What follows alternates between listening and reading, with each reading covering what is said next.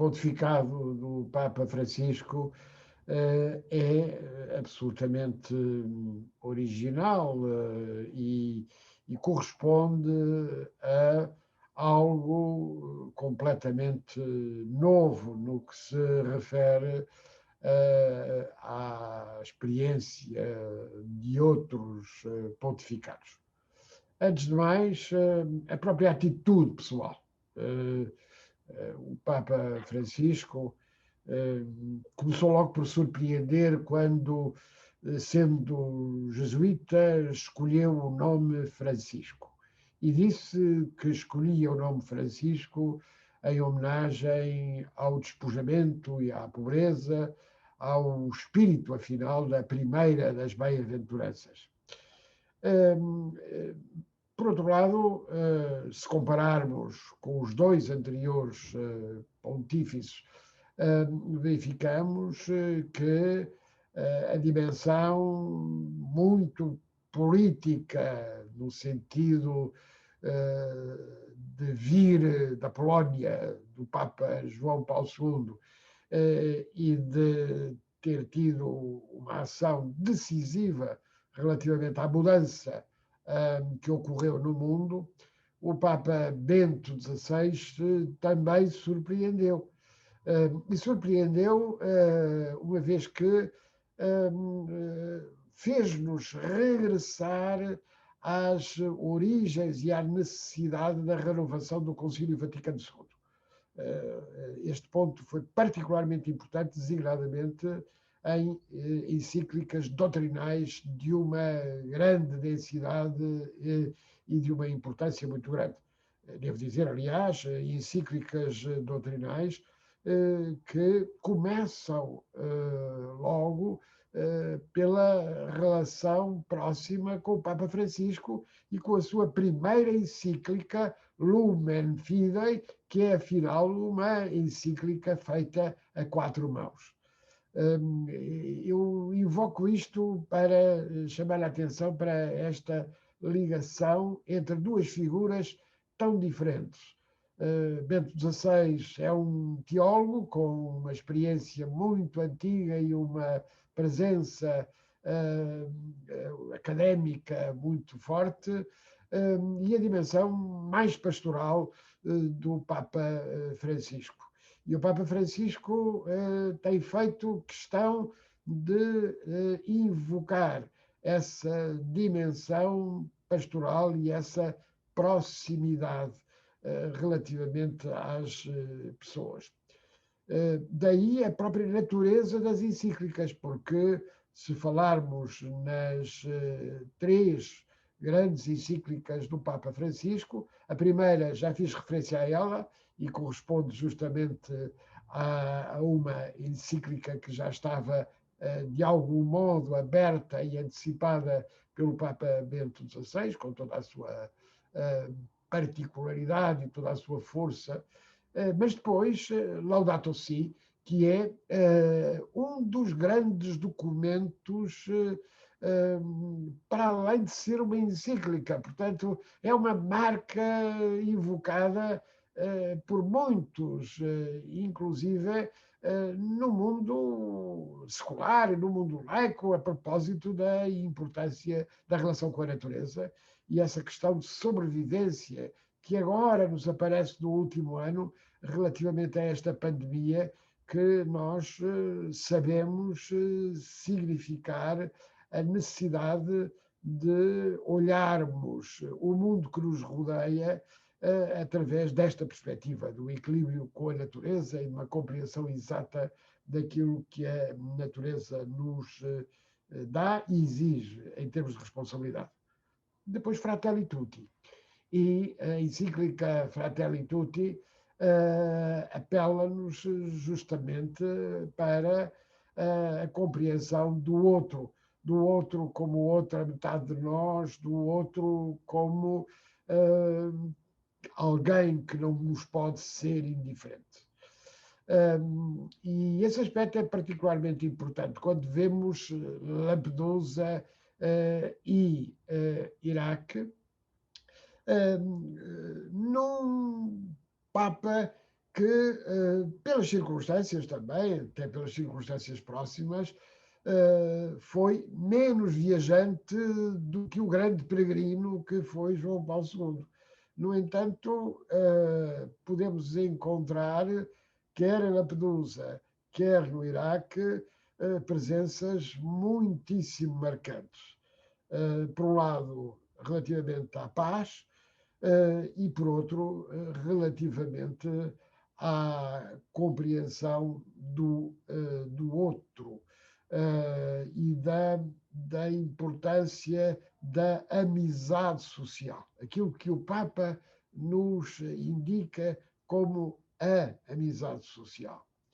É por isso um pontificado extremamente marcante, extremamente rico e, sobretudo, por uma compreensão, eu diria, de uma grande riqueza relativamente ao princípio que nasceu nas encíclicas papais, que é o princípio da subsidiariedade.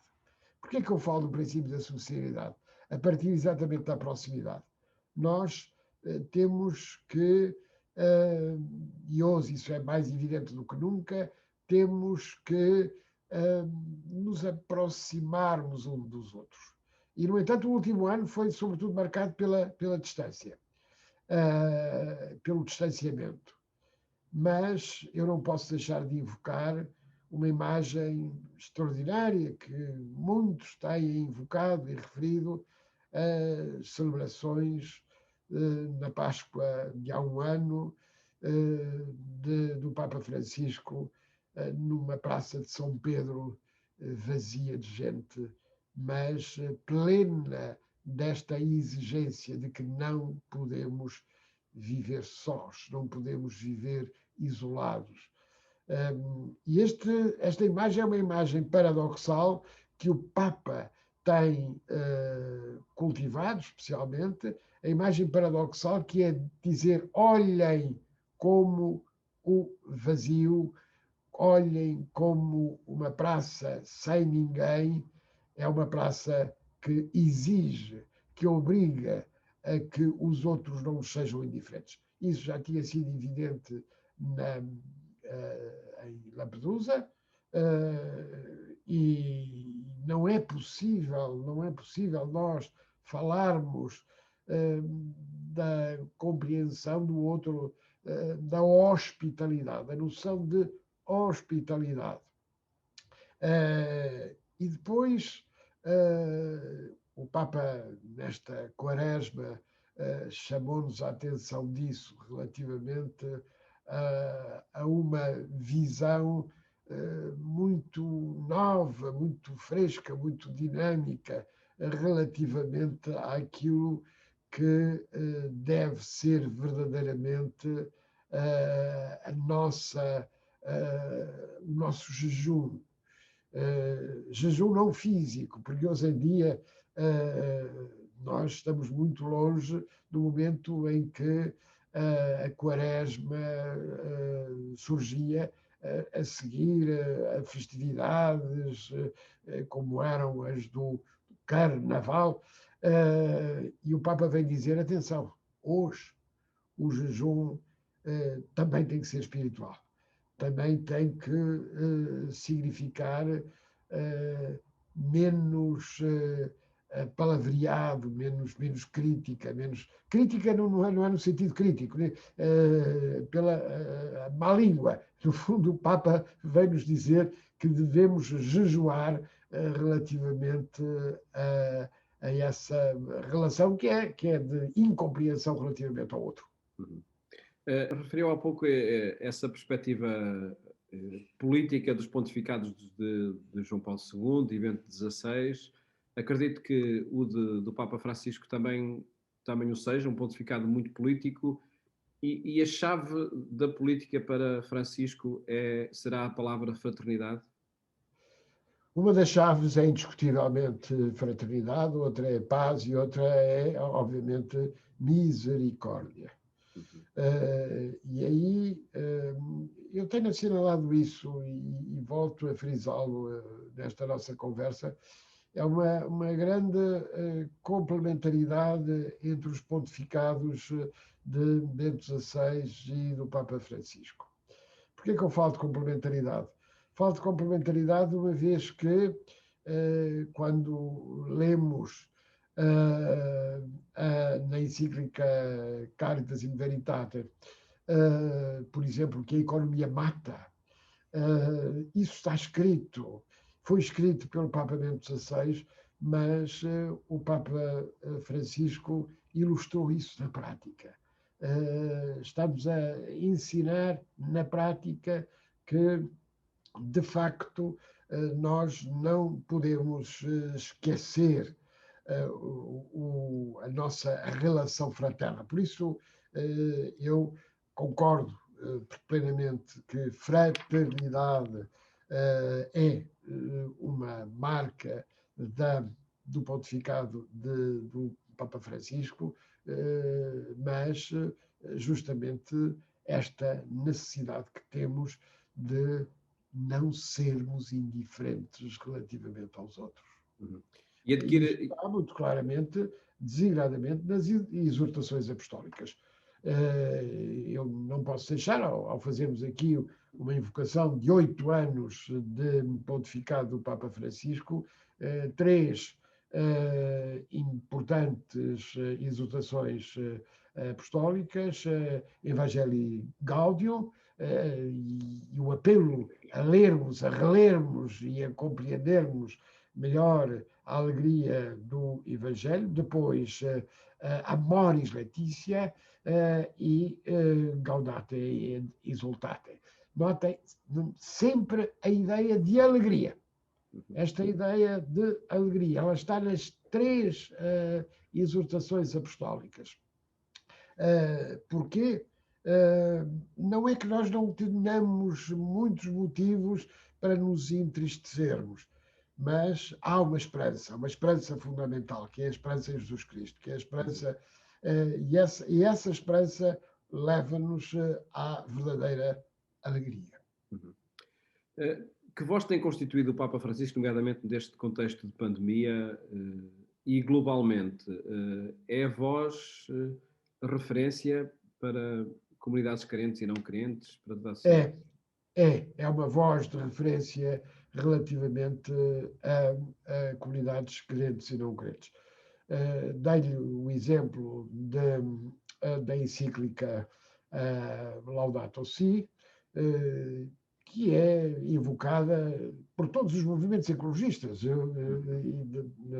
como eu recordei há pouco. Mas, simultaneamente, é preciso percebermos que o Papa nos faz apelos muito fortes relativamente a temas como a bioética,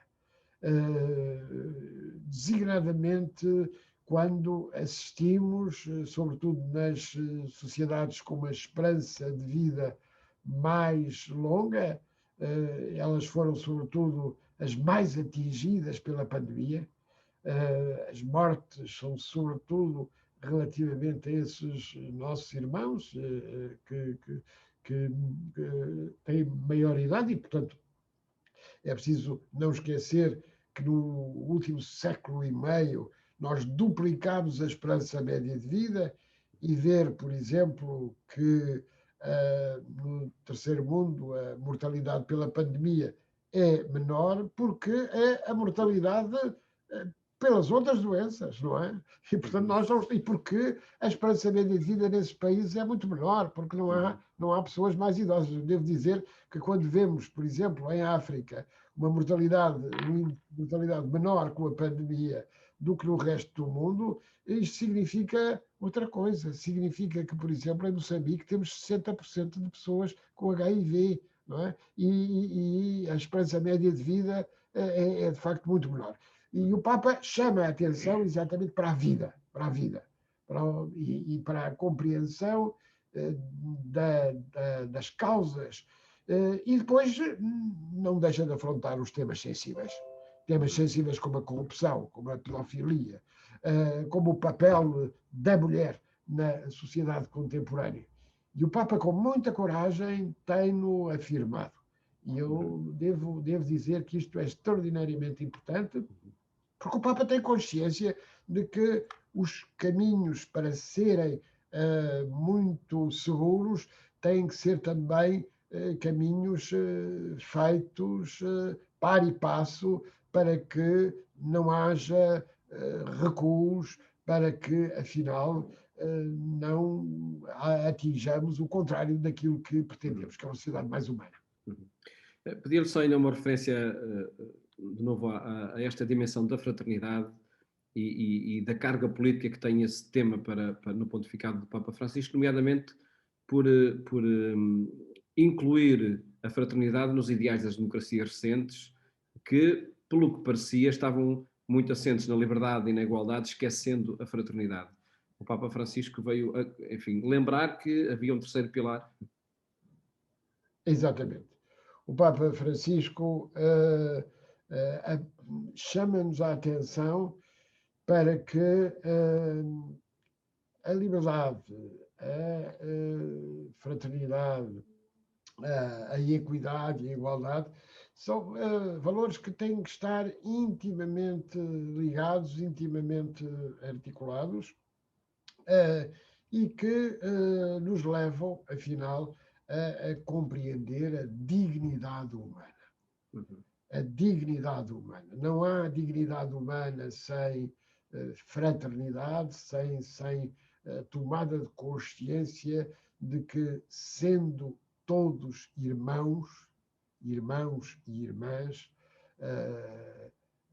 a encíclica é Fratelli Tutti, e fomos justamente à afirmação original que o Papa invoca e que o Papa tem invocado, tem várias vezes invocado o Poverello, o santo que inspirou a escolha do seu nome. Pois bem, se todos somos irmãos, isso obriga-nos a uma responsabilidade especial. E essa responsabilidade, e se eu falo de fraternidade, falo também na importância que para o Papa tem, eu já o disse aqui, a paz.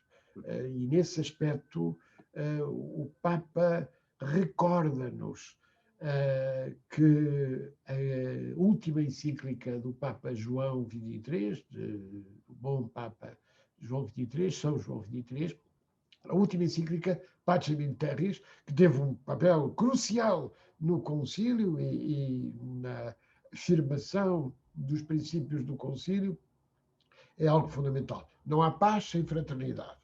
Não há paz sem autonomia, sem liberdade, sem respeito mútuo. Não há paz, no fundo, sem dignidade. Essa dimensão universal da dignidade humana, a dignidade da pessoa humana.